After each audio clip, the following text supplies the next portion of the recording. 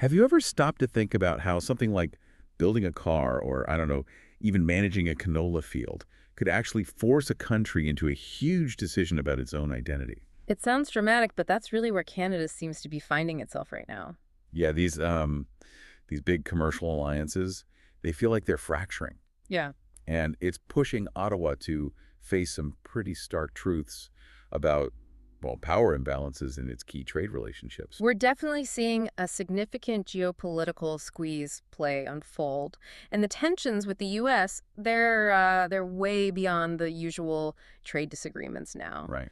These are explicit threats, high-stakes threats aimed right at the heart of Canada's manufacturing. And it's so intense, this pressure, that Canada is now, seriously thinking about this incredibly bold pivot towards Beijing. A move that could genuinely redefine North American supply chains. And maybe even speed up the whole global green transition. So today, we want to give you the fast track. We'll unpack the hard facts.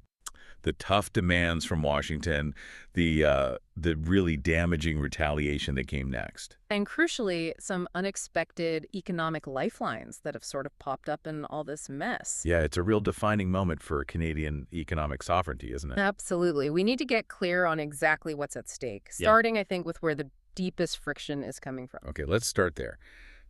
The source of the pressure wasn't long ago, just months back, at a big business forum in Toronto. Right, the BMO Eurasia Group event. That's the one.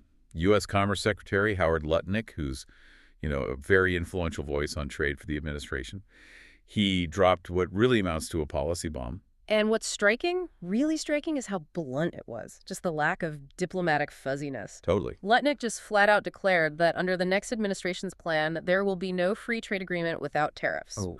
But the real shocker was the demand tied to it. Canada must accept being pushed into, well, a second-tier status in the North American auto sector. And when you dig into what second actually means, well, it's pretty clear he meant assembly jobs have to move south, right? Exactly. He wasn't just talking general policy. He was signaling clear intent.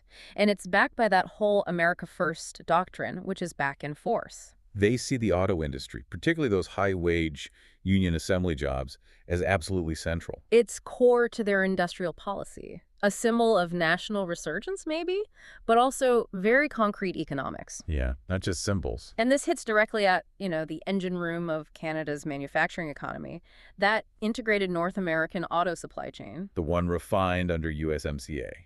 Precisely.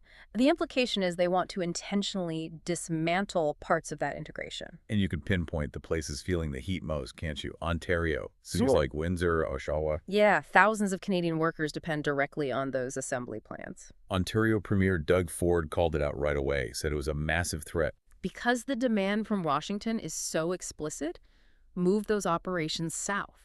It means tearing down decades of cross-border economic cooperation and, frankly, Canadian capability. It's kind of breathtaking, isn't it? A major ally demanding you relocate a core industry. It is unprecedented. And it perfectly shows how America First inherently sees partners, well, not as equals. More like compromises. Necessary compromises, maybe, but ones to be discarded if they get in the way of U.S. domestic goals. Okay, but Canada didn't just roll over. We saw a pretty fierce tit-for-tat tariff war kick off. Yes, Ottawa tried to hit back against those earlier 25% U.S. tariffs on Canadian steel and aluminum. And Canada's response wasn't small either. No, it was substantial. Retaliatory tariffs on over $20 billion worth of American goods. Targeting things like, what? Farm machinery? Farm machinery, consumer products, a whole range. Yeah. And this kind of escalation, if you zoom out a bit, it really reflects this built-up fatigue in Ottawa. Like they've just absorbed too much. Exactly. Absorbed repeated protectionist moves from the U.S., often paying a big economic price just to keep the relationship stable. But the really big twist, the unintended consequence, and this is where things get super complicated, came when Canada tried to align with Washington on China policy. Yes. That had truly crippling effects on its own farmers.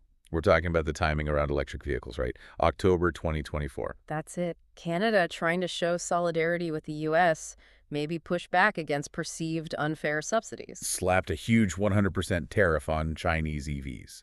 Prohibitively high. And China's reaction, immediate and devastating, particularly for the Canadian prairies. They hit Canadian agriculture hard. What were the numbers? Punishing tariffs, 76% on canola seeds, a full 100% on canola oil and flour, plus 25% on things like pork and fish. Wow. 76% on seeds. The impact was instant and very localized. Canola exports to China just plummeted, down 76% in August 2025 alone. So you had farmers in Saskatchewan, Manitoba? Watching billions of dollars worth of their harvest basically rotting in silos. Yeah. Their main, absolutely vital market just shut off overnight. That kind of economic pain, well, it sets the stage, doesn't it? It absolutely did. Set the stage for the Chinese ambassador to Canada, Huang Di, to step in with what feels like a complete strategic game changer. An economic lifeline for Ottawa. That's how it looks. Yeah. The offer itself was almost elegant in its simplicity. What was it exactly? If Canada gets rid of that 100% EV tariff, the one that's been in place about a year, Beijing will instantly lift those crippling agricultural tariffs, especially the canola ones. That's diplomatic chess, isn't it? Absolutely. China's exploiting the intense pressure Canada's under. Yeah. The U.S. pressure on one side, this huge domestic farm crisis on the other. It's smart. And for Canada, it must look like an oasis in the desert.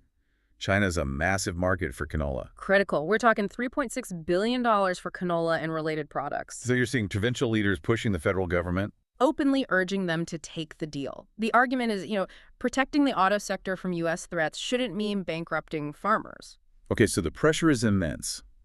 But why is this offer so tempting, beyond just saving the canola guys? Because it offers this dual benefit, which is really compelling. Okay. First, getting rid of those EV tariffs would suddenly open up the Canadian market to affordable, advanced Chinese EVs. Which would help Canada hit its own green transition goals much faster. Exactly. Goals the federal government is already committed to. But second, and this is crucial, it holds the promise of attracting Chinese investment into Canada itself.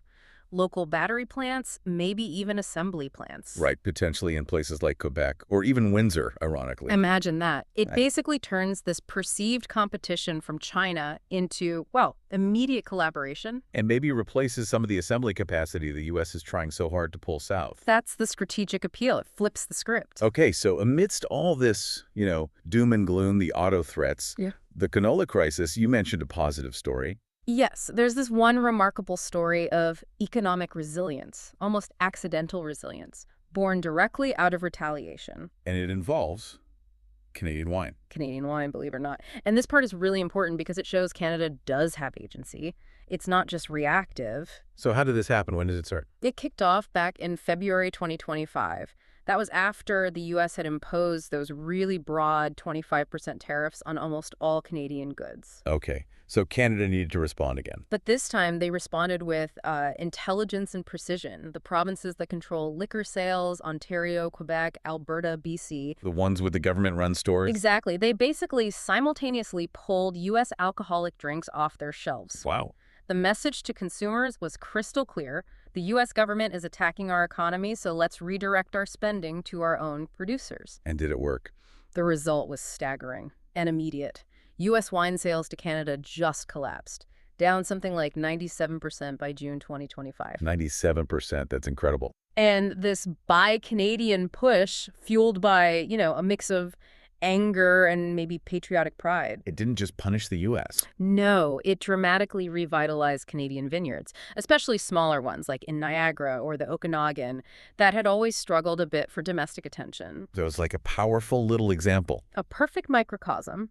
While Lutnick threatens the auto chain and China dangles agricultural relief, the wine sector shows that smart, targeted policy plus consumer support can actually spark local innovation. And build confidence. Yeah. It shows Canada can shape its own economic path. It absolutely can. It proves agency. Okay, so let's try and pull these threads together. Connect it back to that core idea of national identity. Right. You've got the stark reality. Under America First, the U.S. is prioritizing its own comeback, even if it hurts longtime partners. Canada being Exhibit A right now. Which brings us to the critical decision point. For leaders like the Prime Minister, for Mark Carney at Finance, they have to weigh the real pain of the canola farmers against the potentially huge geopolitical cost of angering Washington further. So does Canada stay a reactive satellite, just sort of pushed around by its neighbor? Or does it try to become more proactive, a nation that sets its own rules, even when it's hard? And taking that China EV deal, maybe it shouldn't be seen just as poking the bear in Washington.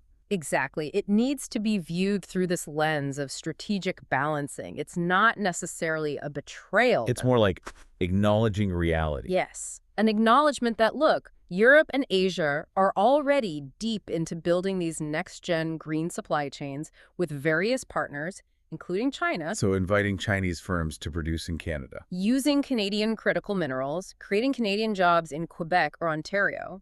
It positions Canada as a serious player in the global EV race. Independent of U.S. protectionism. That's the potential upside. It's about negotiating with the Trump administration's approach, yes, but without giving up fundamental sovereignty. Engaging China where it's mutually beneficial, like saving the farm sector. While also nurturing your own independent industries, like the wine sector showed is possible. The ultimate goal, then, is turning domestic industry into a symbol of real national pride. Independence. I think that's it, precisely. The stakes couldn't be higher. It's a huge challenge, obviously. Yeah. But maybe the path forward is actually clearer now than it seemed. Canada has to dare to dictate its own terms for the 21st century economy. Because the future shape of Canada's economy, it won't really be decided in Washington, will it? Or even Beijing. No. It'll be decided by the choices made right now, collectively. In those factories in Ontario, the vineyards in BC, the fields in Saskatchewan. So will Canada chart a truly independent path? Embrace new alliances, like the one China's offering, to gain economic freedom? Without losing its core values or its sovereignty? That's the tightrope walk. That really is the pivotal question for leaders and for all of us. Yeah. What would you prioritize right now? Unwavering loyalty to an ally demanding you take second place? Or economic independence, even if it means forging new, sometimes uncomfortable strategic alliances around the globe. It feels like it's really time for Canada to write its own story here. A story of maybe